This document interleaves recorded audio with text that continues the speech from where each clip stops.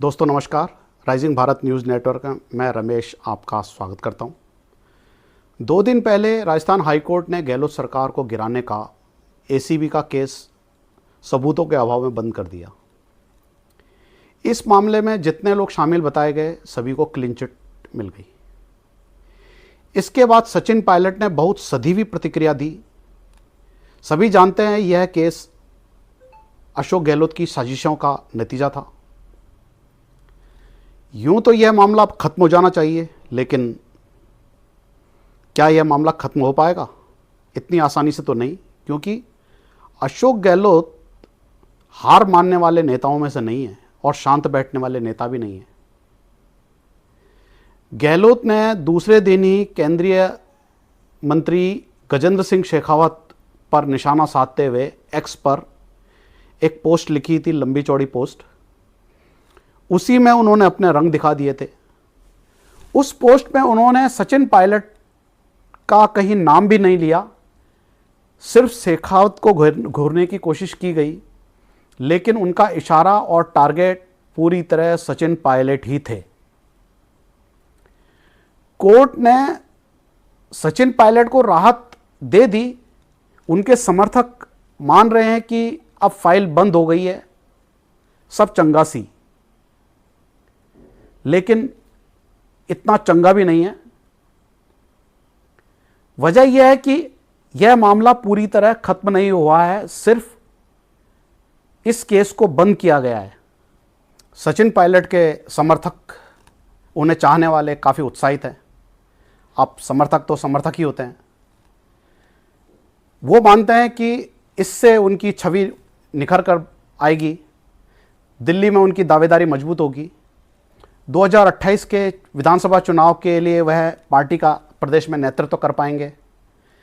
Party यदि सत्ता में आती है तो सीएम के दावेदार भी होंगे, और कांग्रेस की सरकार बनती है तो निश्चित ही सीएम बनेंगे। यह उनके समर्थक मानते हैं। सचिन पायलट भी अपनी भविष्य की राजनीति का ब्लूप्रिंट तैयार कर रहे हैं। आपने अभी देखा ही होगा। वैसे वह कांग्रेस के राष्ट्रीय महासचिव हैं, छत्तीसगढ़ के प्रभारी हैं। कांग्रेस पूरे देश भर में वोट चोरी को लेकर अभियान चला रही है, और छत्तीसगढ़ में सचिन पायलट इस अभियान को बहुत शानदार तरीके से चला रहे हैं। राजस्थान में भी उतने ही सक्रिय हैं। यहां भी वह कोई मौका नहीं छोड़ते, चाहे वह मेवाड़ हो, मारवाड़ हो, हाड़ौती हो, शेखावटी हो, कोई भी एरिया हो, वह अपनी मौजूदगी दर्ज करते हैं। अपने जन्मदिन पर उन्होंने एक मेगा कार्यक्रम किया। वह उसको राजनीतिक विश्लेषक उसको उनका शक्ति प्रदर्शन मानते हैं। मेवाड़ की धरती पर सांवलिया सेठ मंदिर में उन्होंने जन्मदिन मनाया। अपार भीड़ थी, उनके समर्थकों का हुजूम था। सभी धड़ों गुटों के नेता, सांसद, विधायक उस कार्यक्रम में शामिल हुए, और निश्चित ही यह उनका एक शक्ति प्रदर्शन था। इसमें लगा कि सचिन पायलट पूरे प्रदेश के नेता हैं। मतलब वह किसी एक क्षेत्र या जाति विशेष के क्षत्रप नहीं है, बल्कि उनकी एक्सेप्टेंस पूरे प्रदेश में है। और इस जन्मदिन में जो भीड़ उमड़ी, जो शो हुआ, पॉलिटिकल शो हुआ, उसकी पूरे देश में चर्चा होने लगी। इस पर मैंने एक वीडियो भी बनाया था 9 दिन पहले। डिस्क्रिप्शन में उसका लिंक भी भेजूंगा, आप उसे जरूर देखिएगा। उस कार्यक्रम में सचिन पायलट के पक्ष में नारे लगने लगे कि राजस्थान का मुख्यमंत्री कैसा हो, सचिन पायलट जैसा हो। तब भी सचिन पायलट ने इस पर बहुत संतुलित प्रतिक्रिया दी थी। उन्होंने कहा, मेरा मकसद कोई पद पाना नहीं है, हम लोगों के लिए काम कर रहे हैं। राहुल गांधी के हाथ मजबूत करना है, और इसके लिए कांग्रेस संगठन को मजबूत करना है। खैर, ऐसा तो सभी नेता कहते हैं। असल लड़ाई कुर्सी की होती है, और जो अशोक गहलोत और सचिन पायलट की कुर्सी की लड़ाई को पिछले 5 साल में आपने देखा ही होगा। उनकी एक बात और गौर करने लायक थी। मैं बार बार दोहराता हूं कि संगठन से ही सरकारें बनती है, सरकार से संगठन नहीं बनता। हमारी पार्टी का ध्येय संगठन को मजबूत करना है, इसलिए हम जनता के बीच जाकर कार्यकर्ताओं को मजबूत कर रहे हैं, अपने संगठन को मजबूत कर रहे हैं। हल्की सी मुस्कान के साथ बहुत सधी हुई, शालीन, संतुलित और महत्वाकांक्षाओं से भरी हुई प्रतिक्रिया थी ये। प्रदेश का नेतृत्व संभालने की इच्छा भी जाहिर कर दी, और वह भी दबी जुबान से।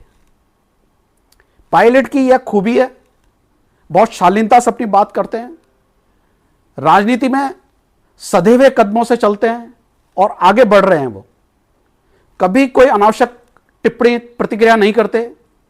यही कारण है कि प्रदेश से लेकर दिल्ली दरबार तक उनकी एक अच्छी पैठ बनी है। सोनिया गांधी, राहुल गांधी, प्रियंका वाड्रा, इनमें भी उनकी एक्सेप्टेंस बहुत अच्छी हुई है। तो निश्चित ही वहां उनका प्रभाव बढ़ा है। तो आने वाले दिनों में या 2028 के चुनाव में निश्चित ही वह प्रदेश का नेतृत्व संभालने की काबिल होंगे, उनमें क्षमता तो है ही, और हो सकता है उन्हें यह जिम्मेदारी दी जाए, और वह इसके लिए काम भी कर रहे हैं। वहीं अशोक गहलोत, जो 3 बार राजस्थान के मुख्यमंत्री थे, जिनका राष्ट्रीय अध्यक्ष के लिए जिनके नाम का प्रस्ताव था, वह लड़ने के लिए तैयार भी हो गए थे, लेकिन ऐन मौके पर उन्होंने ऐसा खेल रचा कि सीएम की कुर्सी पर बने रहने के लिए उन्होंने राष्ट्रीय अध्यक्ष की कुर्सी को तिलांजलि दे दी, और गांधी परिवार या उस दरबार में उनकी अपनी खुद की छवि कमजोर हो गई। आज वह कई लंबे समय से कांग्रेस में किसी पद पर भी नहीं है, लेकिन वह राजनीति के बहुत मजे हुए खिलाड़ी हैं, इसीलिए जादूगर भी कहलाते हैं।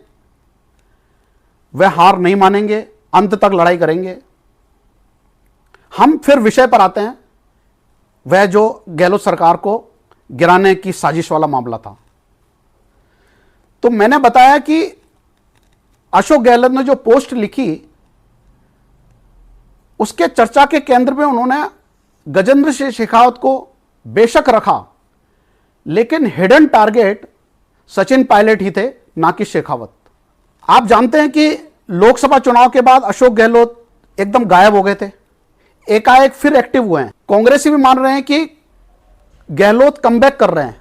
वजह यह है कि मेवाड़ और मारवाड़ में पायलट जिस तरह से एक्टिव हैं, लगातार कार्यकर्ताओं से संपर्क में रहते हैं, उनके दुख सुख में शामिल होने के लिए जाते हैं, उनकी बैठकें करते हैं, उनसे बात करते हैं, संपर्क में रहते हैं, तो पायलट का लगातार प्रभाव बढ़ रहा है, पायलट का सियासी कद भी बढ़ रहा है। ऐसे में गहलोत की नींद उड़नी वाजिब है। 2028 के चुनाव में अगर कांग्रेस कोई चेहरा आगे नहीं करती तो निश्चित ही पायलट को इसका फायदा मिलेगा। तो ऐसे में अशोक गहलोत कैसे हार मान लेंगे? इसीलिए अशोक गहलोत अपने उस स्टैंड पर कायम है और गजेंद्र सिंह का नाम लेकर कह रहे हैं, अपनी पार्टी के नेता का नाम तो लेंगे तो गलत होगा, तो गजेंद्र सिंह का नाम लेकर कह रहे हैं कि हां मैं बिल्कुल सही था और मेरी सरकार को गिराने की कोशिश की गई। इसीलिए उन्होंने गजेंद्र सिंह शेखावत पर सवाल उठाते हुए कहा कि वो बताएं कि इतने ईमानदार हैं तो विधायकों की खरीद फरोख्त की बात करने वाले ऑडियो की जांच के लिए वो आए क्यों नहीं, उन्होंने अपना वॉइस सैंपल क्यों नहीं दिया, वह ईमानदारी अगर दिखाना चाहते हैं तो वॉइस सैंपल देने में क्या दिक्कत है, वगैरह वगैरह कई बातें उन्होंने इसमें लिखी है, लंबी चौड़ी पोस्ट है वह। इस तरह गहलोत कभी अपने उस साजिश को नहीं नकारेंगे और वह नहीं मानेंगे कि उनकी सरकार गिराने की साजिश फर्जी थी।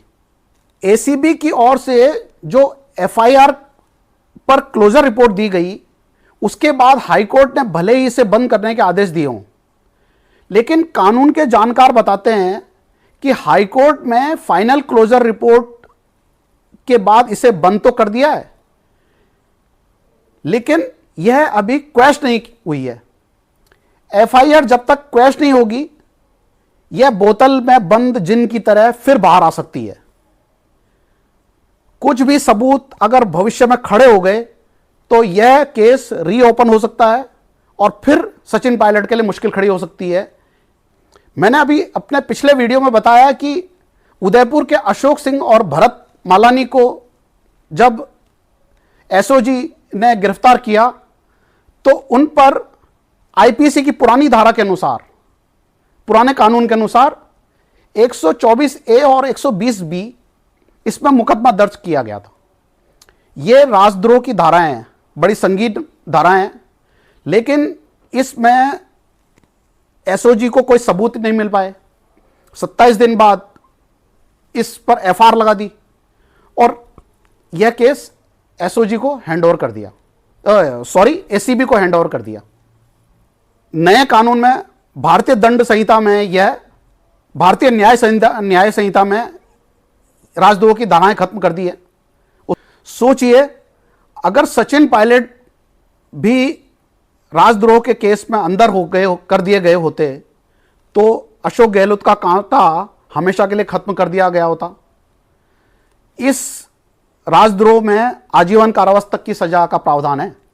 अब एंटी करप्शन ब्यूरो की 5 साल की जांच में भी जब कोई सबूत नहीं मिले तो एसीबी ने भी प्रतिवेदन दिया कि वह भी इस पर एफआईआर लगाएंगी, फाइनल रिपोर्ट, और न्यायालय ने उस पर मोहर लगा दी।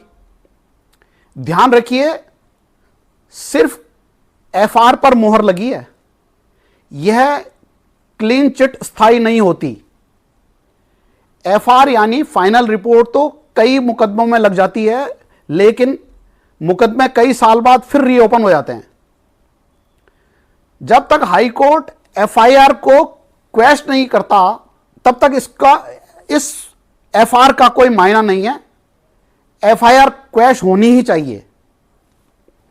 इसलिए यह सचिन पायलट के लिए अभी भी चिंता की बात है। यही बात मैं फिर से स्पष्ट कर दूं कि एफआईआर से मामला बंद नहीं होता, लेकिन मुकदमा पूरी तरह खत्म भी नहीं होता।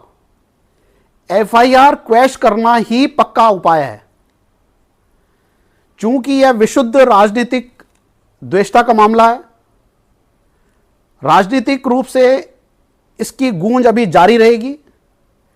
कोई पक्ष इसमें शांत नहीं बैठेगा। दिखने को सब साथ होंगे और इसका शोर लंबे समय तक सुनाई देता रहेगा। वीडियो देखने के लिए शुक्रिया, आभार। इसे लाइक करें, अपने दोस्तों में शेयर करें और इस चैनल को सब्सक्राइब जरूर करें। जय हिंद, धन्यवाद।